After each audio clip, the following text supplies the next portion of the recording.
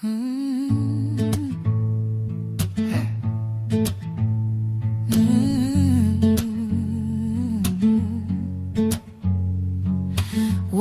in, grab a seat, yeah, the crew's all here.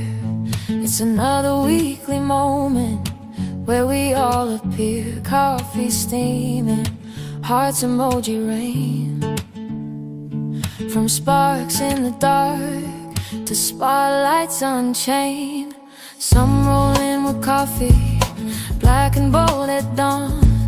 Some with happy hour cheer when the day is gone. Screens flicker lonely till the call lights up the feed. Beginners hit unmute, pros drop the seeds we need. Every week's a new beat, fear turns into flow. Stories shared like secrets in the afterglow, turning pain into power, dreams into the frame. Hour by hour, we're fanning the flame. Raise your mug, raise your mind, raise your voice tonight. We're a spotlight family, shining real, shining bright. Celebrate the wins, elevate the pain. We turn it into power again and again. Into your stage community, where your voice comes alive. Your vision runs free, yeah, we show up and thrive. It's a happy hour hangout, our coffee hour tribe. We laugh, learn, lift, mastermind vibe. When the chat lights up, hey, that's our way. Drop your gems, drop your truth in the Q&A. Bold and unique, we bring the heat. Your stage community, worlds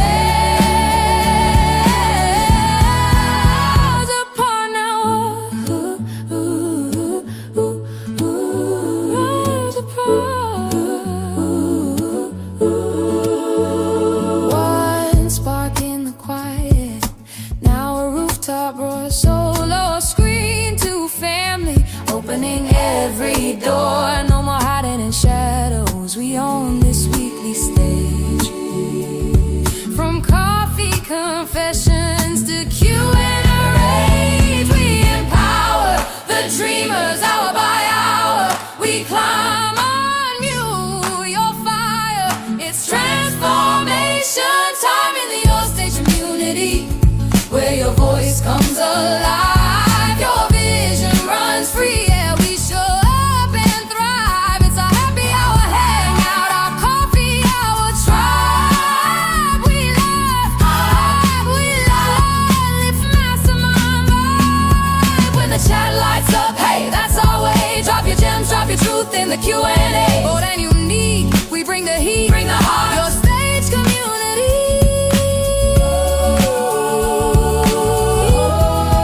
worlds apart, now one heart.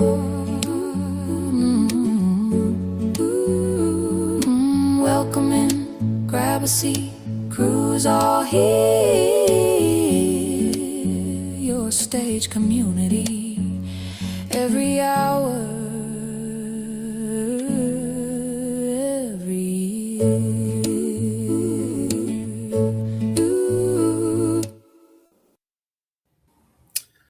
All right, folks, this is the Happy Hour Hangout. I am super excited to have you here. Now, here's what happened at the top of the hour, or actually a half hour ago. And this happens every time, and I should have learned my lesson by now.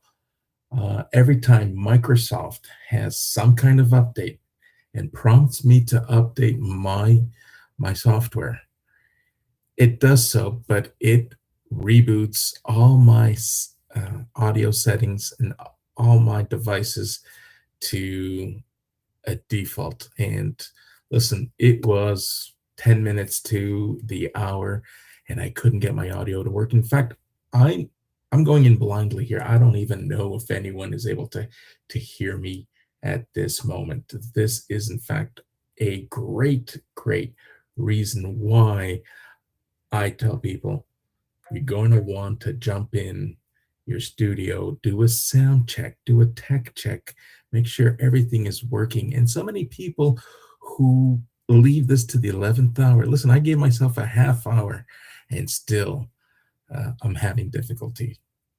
Now, if you're listening live, I see two people uh, joining us on YouTube. If you can hear me, please drop a hello, drop some indication that you're able to pick up this audio feed. I don't know what the audio quality is like because I'm talking into my headset and I'm going to have to go back and set things up again here in the studio. But if you can hear me, let me know. Drop some signal, some kind of signal, a chat, a thumbs up, an emoji, something that says there is life that goes beyond the Artemis 2 project. People can hear me and people can participate in today's chat. I'm going to jump into YouTube and check out for myself just to see what is happening here. Might get a little bit of an echo, but it is important that I test this out. You're testing this out with me in real time, folks. Thank you very much. Let's see what's happening here. Let's jump into. All right,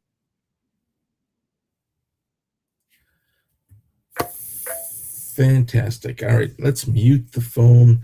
Another lesson.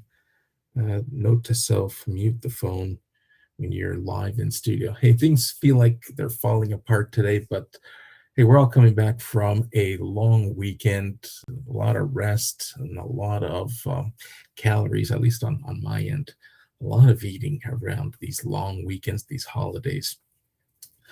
Now, those of you who are joining me, I want to give you a background story on the Happy Hour Hangout. The Happy Hour Hangout is an exclusive live event that allows both Skool community members and non-members to participate and join this live stream. I want to be able to demonstrate in real time, hey, the efforts and the anxieties and the vulnerabilities of going live, but I also want to use this as a form of encouragement so that anyone who is overwhelmed with going live, it's okay to show up as you are. It's okay to build your brand in public. Listen, we're going to fall on our faces from time to time, but how we get back up and how we respond is how people will connect with you. If it resonates, they will see the value in your message. Now, today, I'm really hung up on the sound quality because of the tech fallout that I'm experiencing. But if you also notice, I did not relinquish the event. Showing up, I'm hoping that others will show up. I've put the studio link across a few communities over on Skool, as well as our community page. And I know that there were some people who mentioned wanting to join. I changed these up from week to week so that everyone has an opportunity when they find themselves in different time zones or when they find themselves at different times of the day. Some people can't attend during the work day, while others prefer, different times. So we're going to bounce these around, allowing everyone an opportunity to join when they're able to. This way, we can help spotlight as many Skool communities as we possibly can. All right. Going to, if you haven't already visited the About page, I want to share with you a little bit about Your Stage community and why I started the Your Stage community. Your Stage is a ecosystem where live-minded people come together. And whether you're overwhelmed or just unsure, I want to be able to provide a safe space where people can understand the importance, the value, and the results that live content and strategies that are built around live content create.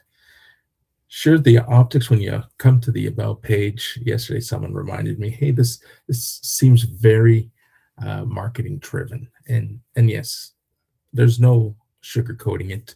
Most people, when they come in, are asked a few onboarding questions. And it is marketing driven because most people want their live content at some point to drive revenue.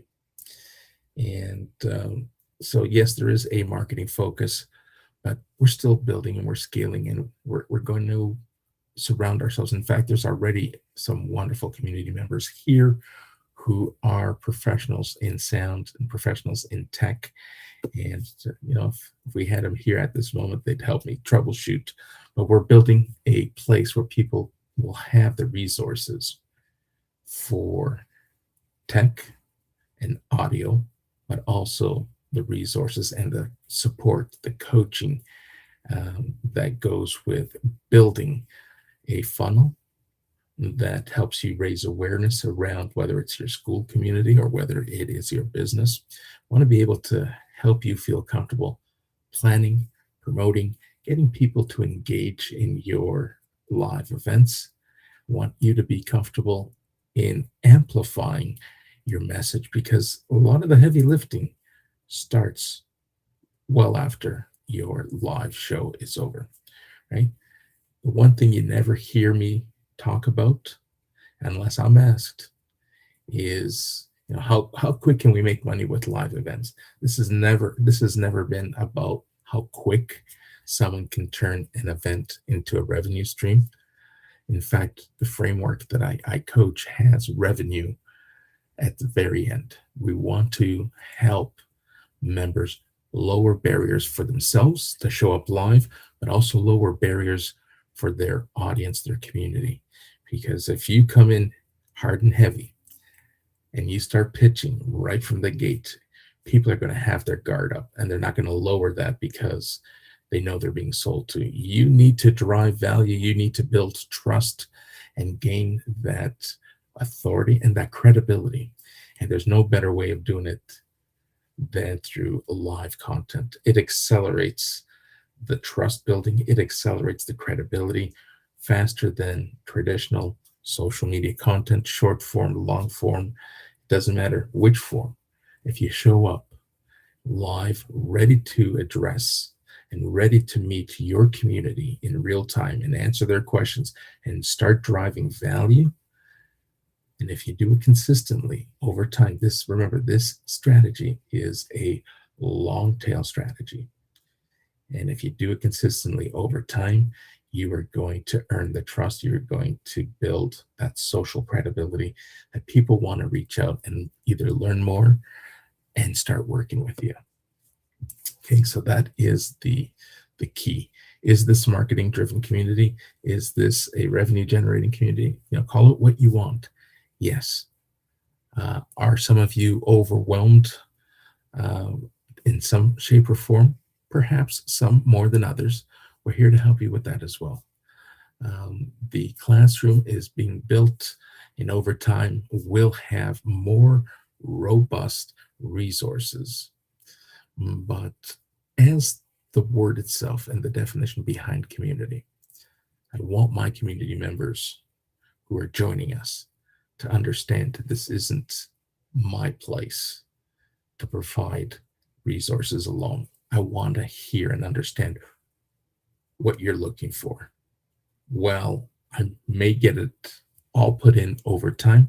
I want to know what's important to you today so that I can prioritize what I'm building here so that you get value and you start seeing ROI and return on your investment of time quicker and sooner than sitting around waiting for something to pop up and pop in. All right. Now, we haven't had anyone join us as of now, but that's okay.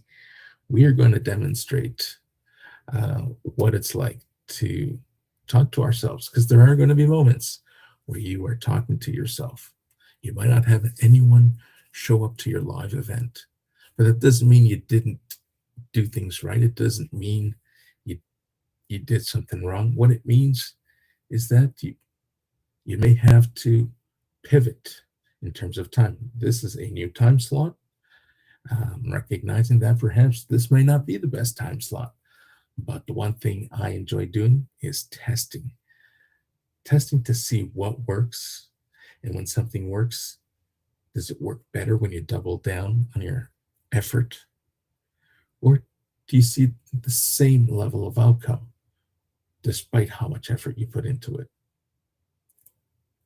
I try to erase all the notions of live streaming being good, bad, indifferent. Yes, there are going to be things that you're going to try, like this event where we tried 5 p.m. Eastern time, and may not be the best. I might not do it at this time again. Last week we did it at 3 p.m. We've done it at 2 p.m. We've done it at 1 p.m. And people show up and people engage. So we may be catching people at better times of the day, but we don't know that unless we test it. It's just like any other content. There are moments in time where people are engaged, and there are moments in time where people aren't as engaged, and that's totally okay. What you want to remember is what to do when you have an event like this one, where someone may not have showed up. You continue to lean into it. You continue to leverage this, because I'm going to repurpose this no differently. This was a lesson learned that I will share with the community. I'll probably talk about the tech setback and drive the importance, and probably create a reminder or go back to the lesson, because I did drop a lesson in the class around what happens when no one shows up. There might be moments here where I can build and add layers to that particular module. The whole tech piece is a great reminder. So despite what the outcome was, the lead time to your live event, I can't begin to tell you how important it is to show up and give yourself enough time to troubleshoot, because there's no worse feeling. And I feel horrible not being able to start on time, because I stand behind the importance of starting on time. If you host an event, you plan an event, and you have people who have RSVP'd and tell you that, hey, you're hosting an event that has piqued my interest. You've raised enough awareness that I have carved out time in my calendar to attend your event. Now, to start that event any later than the time that is suggested starts to impact the attendees' experience. And I love bringing in that whole customer-centric mindset, because people may attend, may not be customers, but you have to treat every event as if it were, whether a business transaction, or keep in mind that those who are listening, those who are attending, may not be customers, but they may be advocates. And there's no worse feeling than someone saying, hey, I popped into the show, there was nobody there, and that nobody being there was because we started late. When people leave, they not always make that second attempt to come back. But if you start on time and someone jumps in, sure, they may jump in and out because they may be multitasking. And perhaps we can take a moment to discuss this for those who are curious in terms of dwell time, and how long do people stick around. Live streams, I compare. In fact, I compare today, but I was taught and coached to visualize live streams and compare them to television and radio. So as with the radio, as with television, we have routines throughout our day. And part of those routines include, let's use the morning routine. Morning routine, you wake up, you put it on the weather channel, you want to know how to dress for the elements. Is it going to be warm? Is it going to be cool?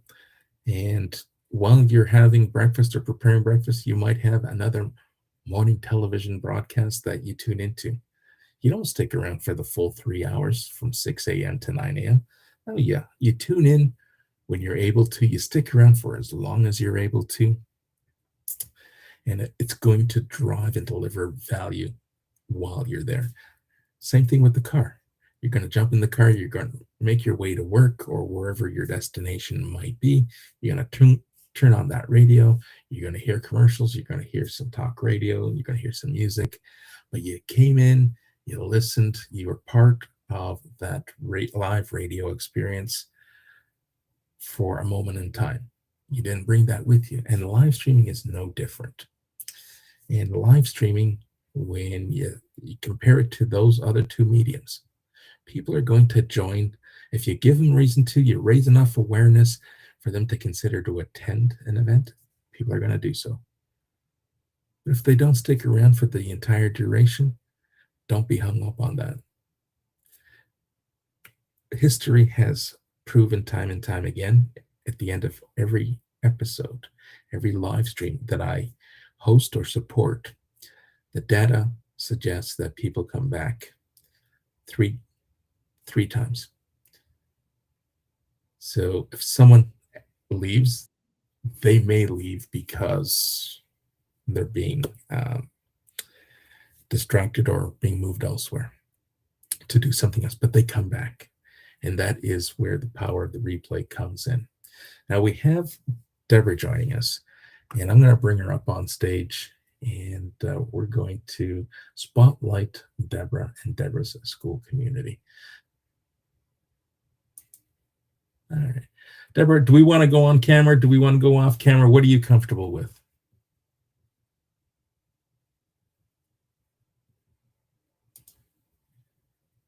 You're on mute. I can't hear you.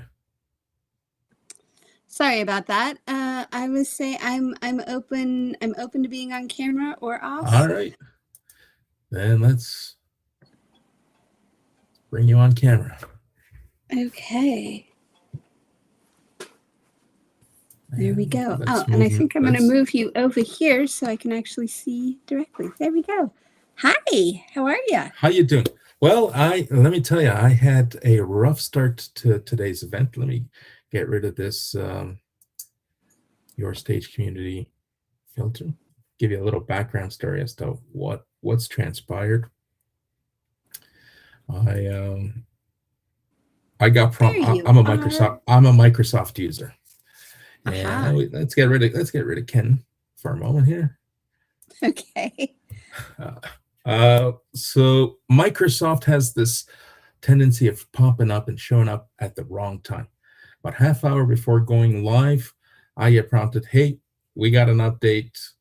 We're going to have to restart. All right, so I did a shutdown, restart, pushed through the updates, and it never fails. Every time Microsoft pushes an update, it messes up my studio settings. My mic gets dropped, my speakers get dropped. So I don't know what this is going to sound like. I know that for the longest period of time, I couldn't hear it myself. Didn't know if anyone could hear me. I was running tests, trying to start at the top of the hour, and it didn't happen. It's like, oh, well, no worries. This is going to be a lesson learned.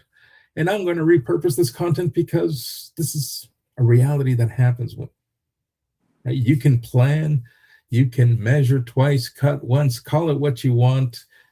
Things are going to happen, and they're going to happen in real time. And by now, every time I think I should have this figured out, there's something new that pops in, and I can't troubleshoot fast enough. But they become lessons here in the community. But enough about me. Let's welcome you. Welcome back. I know last week you jumped in as a guest as we spotlighted our friend Ken. You were part of a wonderful conversation. And now today is your turn to talk about your Skool community. You host a community on a subject matter that some people find sensitive, some people find uncomfortable, but you try to lower those barriers and make people feel comfortable around your community. I'm going to let you do the talking, then I will jump in with questions. So why don't you take it over? I'm going to flip around my background so that people can read it correctly while you're talking. Beautiful. Thank you so much. I'm really happy to be here, and thank you for spotlighting me. Expectedly unexpected. So my community is called the Better Sex Community. It is, it's actually a spinoff of my podcast, the Better Sex Podcast. And where it comes from is my desire to, so I truly believe that the more embodied we are and the more connected we are to our bodies, to our desires, to our sexuality, the better the world is. I mean, how often do we see, somebody talking about, demeaning someone or putting them down, and then later it comes out that goodness, they have the same interests, right? So that what I'm interested in doing is opening up the conversation and normalizing the conversation. And my Skool community, as I mentioned, comes out of my podcast. And because I really want to have more conversations with more people. I love the podcast and being able to interview experts in the field. But what I'm really finding is the people that I want to have the more conversations with are people that have more of the questions. And so really the Skool community is about that. It is a place to ask questions. It's a place to, to think about things a little bit differently.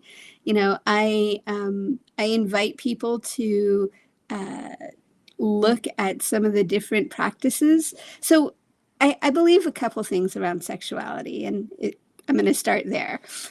One of the biggest things I believe is that sexuality is a practice, right? If you want to get good at something, you practice, right? If you want to get good at hitting a ball, at catching a ball, at throwing a ball, you practice, right? And it's the same thing with sexuality, right? There are skills that are learnable. There are, once you know, like which game you want to play, then you can put more attention there. And then, and once you figure out who you want to play with, it makes it even easier.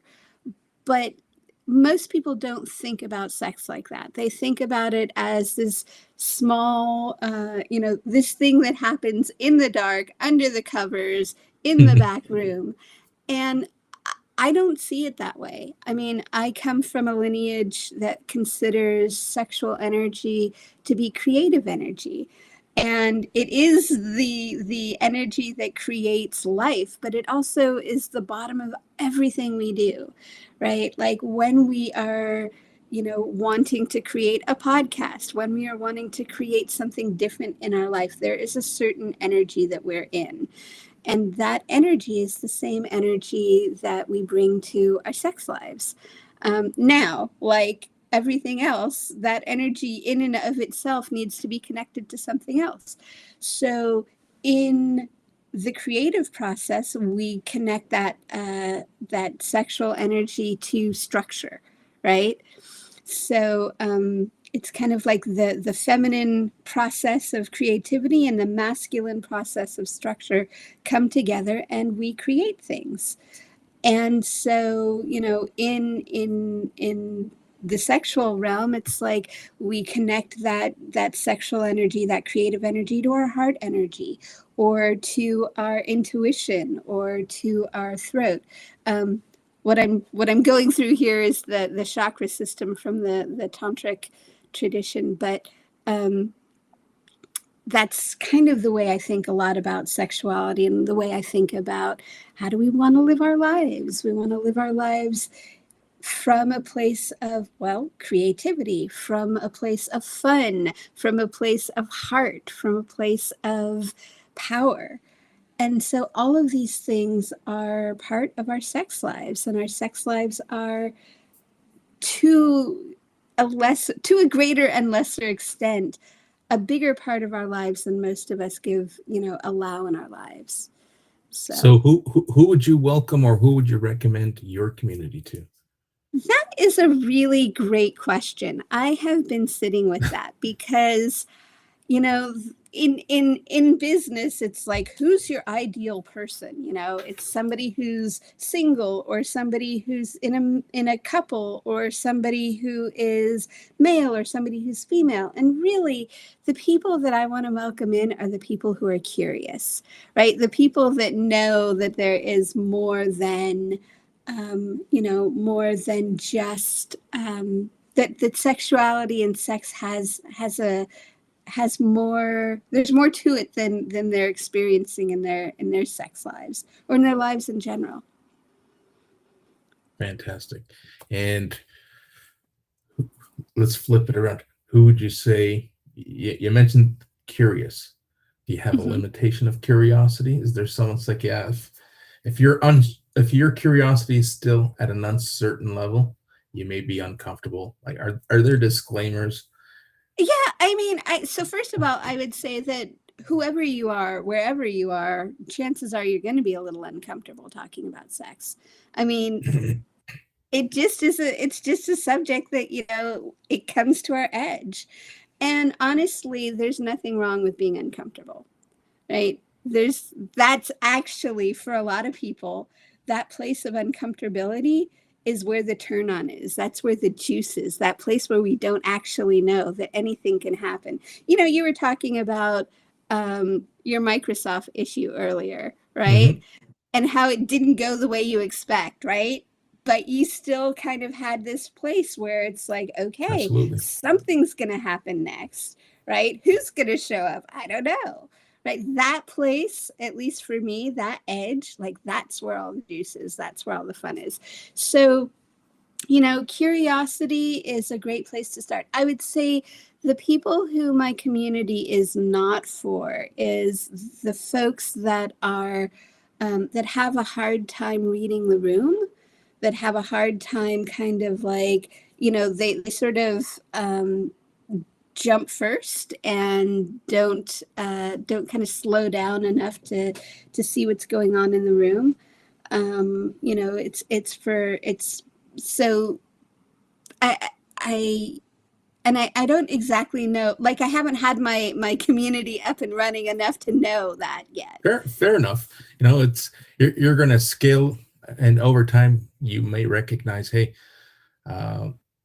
and I'm just hypothesizing. I don't want to define your community for you, but over time, should you realize that, hey, there is an opportunity here to help people with sex from a birthing and procreating perspective, as well as an opportunity for people who are curious and see sex as more therapeutic and energy filling, and just totally completing a relationship. And when I say relationship, I mean it in a very inclusive manner, because it could be heterosexual, bisexual, it doesn't matter. So as time progresses, you're open to having, I guess, pillars that kind of. So, the way that I think and the way I teach, I teach in three. There's over the years of working with folks, I've noticed that there are three basic pillars that people sort of need to be able to have a successful relationship. And I like to say that, I support people in having better sex and success and satisfying relationships, right? Because a lot of times that's part of what is satisfying about the relationship. And to have good sex, you need to be able to know what you want, be empowered. You need to be able to communicate what you want, ask for something, let somebody know that that it doesn't work for you. And most importantly, be able to check in with your partner. How does this feel to you? Do you want more of this? Do you want less of this? And of course, skills, like, can you touch each other? Can you attune to each other? Like, are you actually able to control the amount of speed that you go to, or can you control the amount of pressure that you're using? You know, are you in tune enough with your own body to know where it is in space? Right. So those are the pleasure skills that I talk about. One of the things that we're doing in the community right now is one of the places I start with my clients is often gratitude.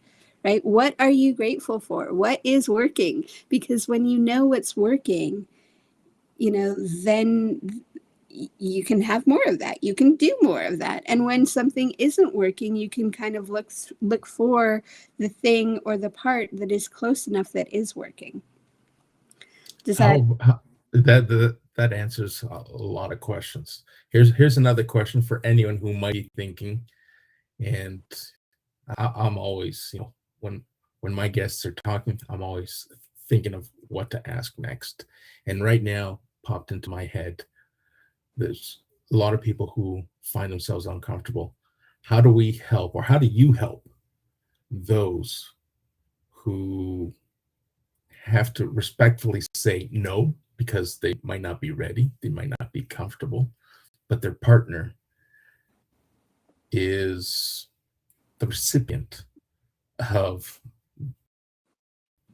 an invitation that No. was turned down? No, I'm not Yeah. curious. No, I how do you handle Yeah. the no, and how does your community, how might your community help overcome the Well, no so first of all, I and really want to normalize two things, right? So first of all, I want to normalize disappointment, right? Disappointment happens.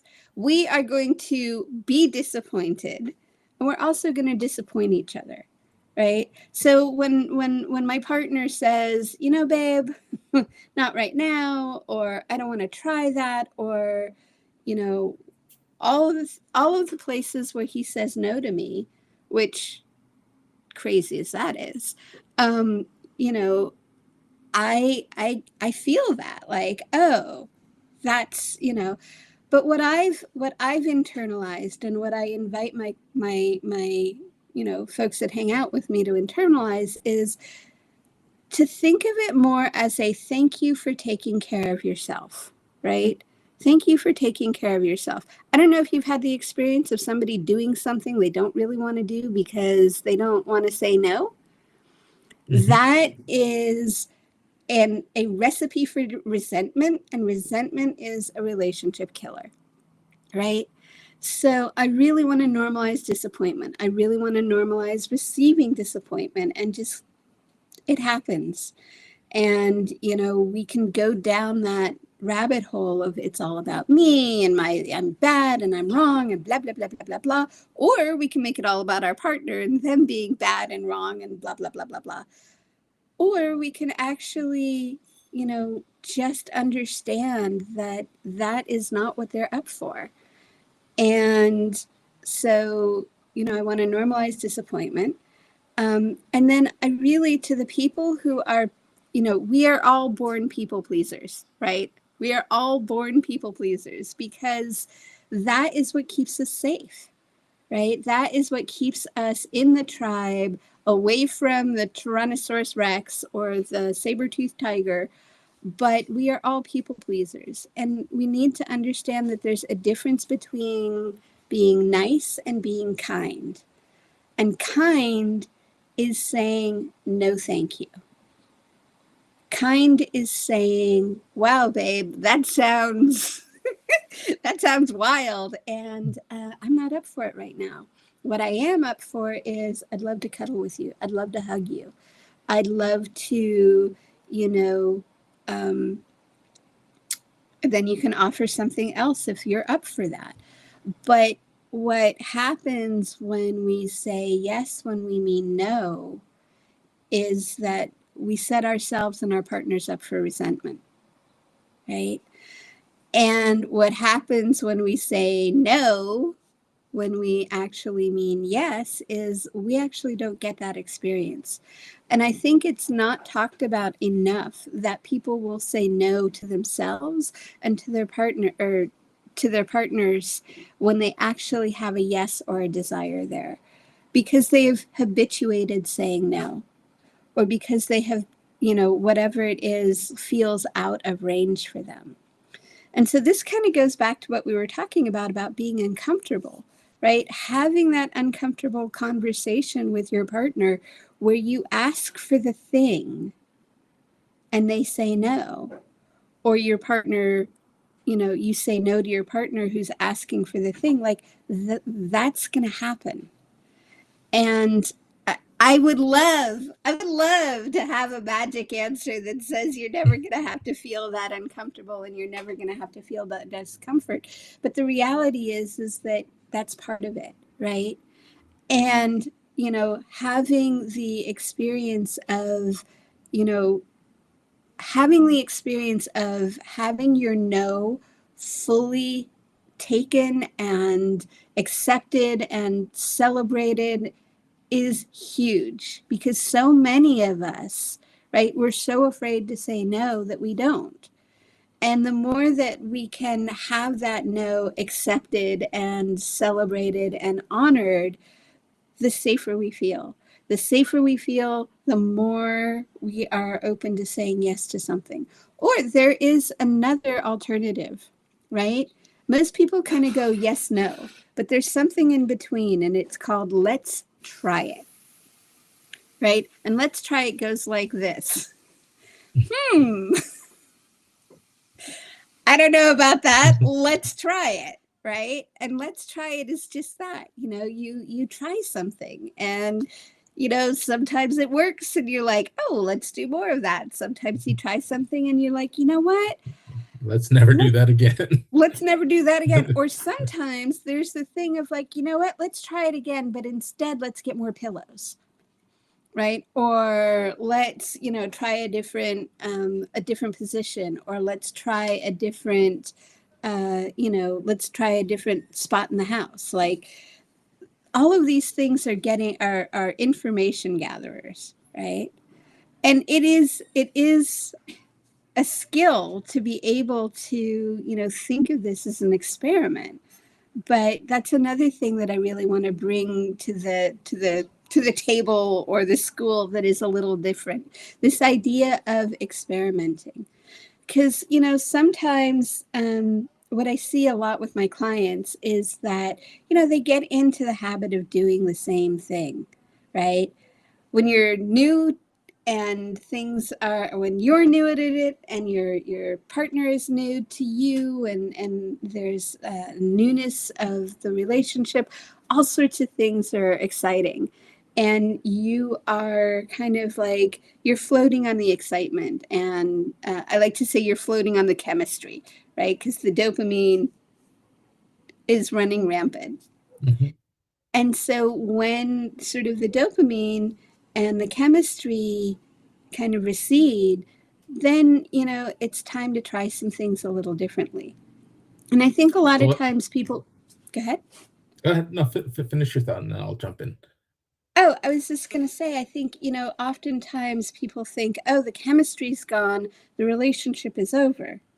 Right? But what it is you're actually at a different stage in the relationship, right? Relationships go through cycles, they go through stages.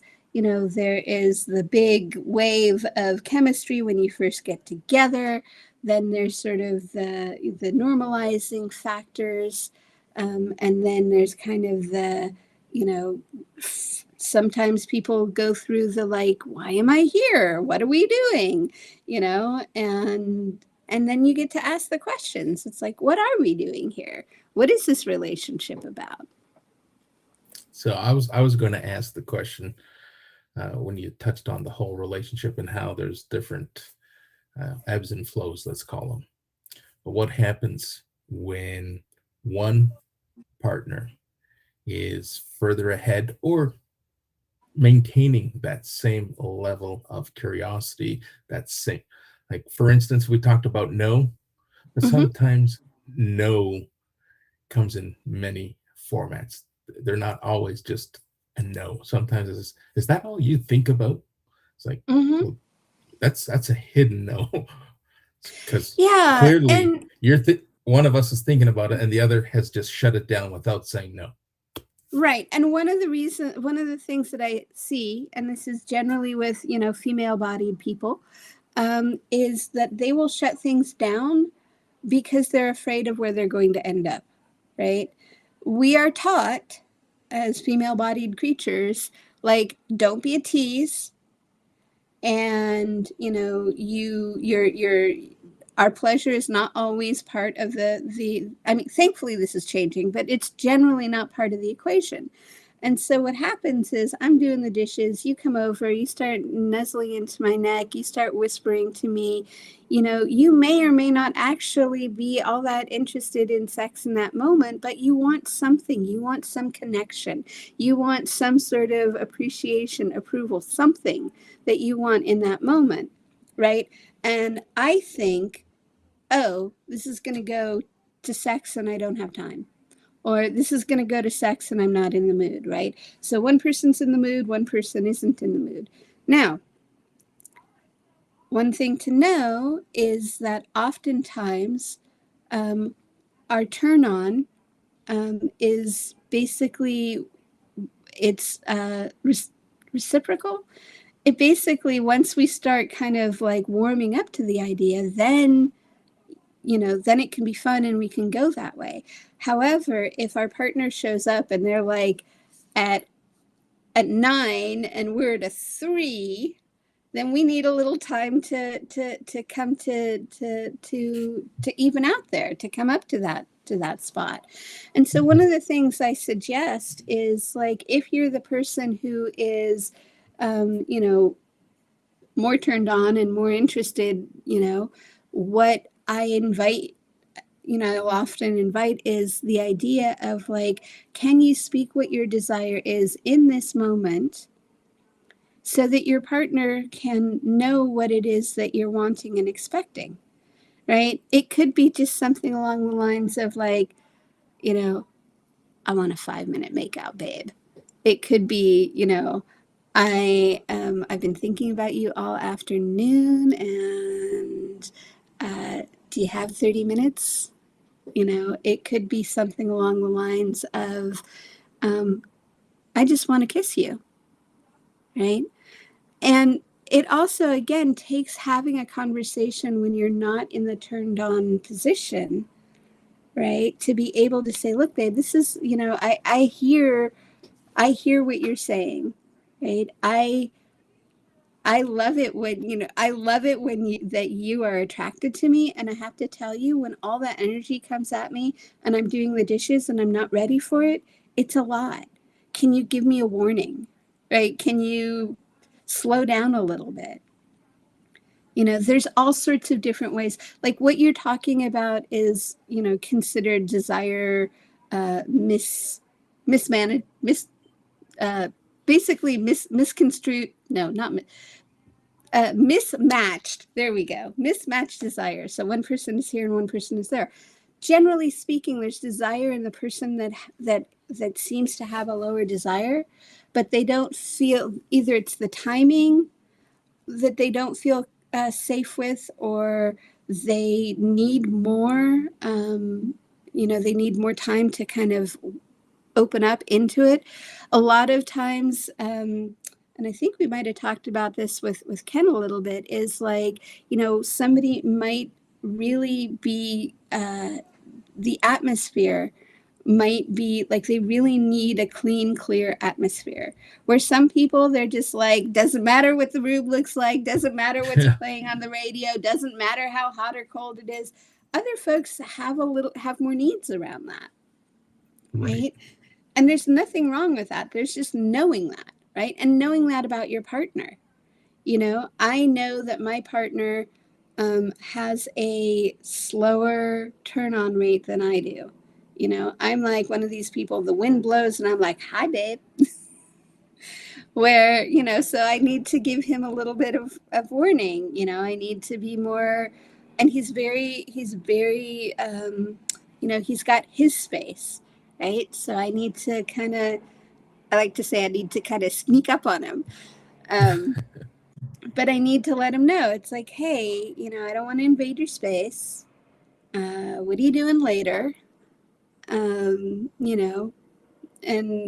and he's not somebody who likes to hear things explicit. So, I kind of need to be a little bit more on the euphemistic side of things. So, we just have these, we have different, we have different needs around sex. And the thing is that, we have a very limited idea of what sex is, right? Sex is this, at least the way culture talks about it, is two people, they come together, there's, attraction, there's escalation, there's penetration, there's climax, and then there's, napping, right? And that doesn't work for everybody. There's some folks where they're much slower about it. There's folks that are much more on the energetic level about it. There's some people who need an aspect of taboo around it, right? There's people who really need their partner to be super turned on so that they can be super turned on. And so, we have these different ways of our erotic turn on. And so learning that about yourself, learning that about your partner is what's going to make a fulfilling sex life. And figuring out what a fulfilling sex life is to you and to your partner is the most important piece, right? Like, it's interesting. Somebody will ask me, how often should we be having sex? And I'm like, how often would you like to? There's like, you can have sex once a week, but if you're forcing yourself, that's not going to be satisfying, and that's not going to satisfy the relationship, right? You could have epic cuddles every morning and every night and never have penetration and consider that a successful sex life. It's really up to the people within the relationship as to what they consider to be successful and what they consider to be a great sex life. Fantastic. We are at the top of the hour. I know we can probably go on for hours talking about this. I'm going to bring up your Skool community, going to share this. And so for anyone interested in being part of the community, Deborah's community is called Better Sex Community. Doesn't get any easier than that. The subject is covered in the title. It is a community. I'm going to read this verbatim. A private community for adults who want more connection, honesty, and better sex without shame or pressure. Real conversations, practice, and support. Talk a little bit about your About section, how people can get a hold of you outside of Skool if they want to, if Skool isn't an option, because this is being replayed and will be repurposed across multiple platforms. So we're going to spotlight you on Substack as well as YouTube. We're going to try to amplify your community in different domains. So take us home, Deborah. Sure, absolutely. Well, first of all, thank you so much for this conversation. I really appreciate it. And I really appreciate the support in spreading the word. And a couple of ways that people can find me. I am on YouTube, and I invite people to check out the Better Sex podcast, because it's a great way to get to know me, to get to know the way I think about things. And within that, within the show notes, you'll find my website, which is deborahcat.com. And that's Deborah, DeborahKat.com.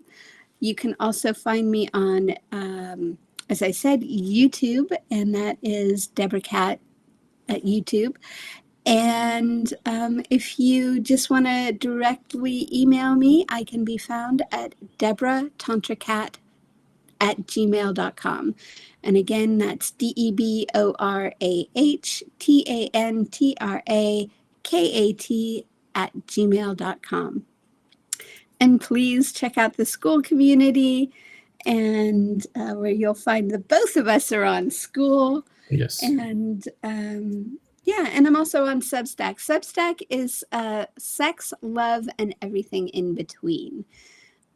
because I really do believe that, you know, the way that we connect with our, you know, I like to say that better sex makes better humans and a better world. And that's something that I truly believe. Awesome. Listen, it was a pleasure. Thanks for jumping in. I know you had expressed interest and you were going to be late.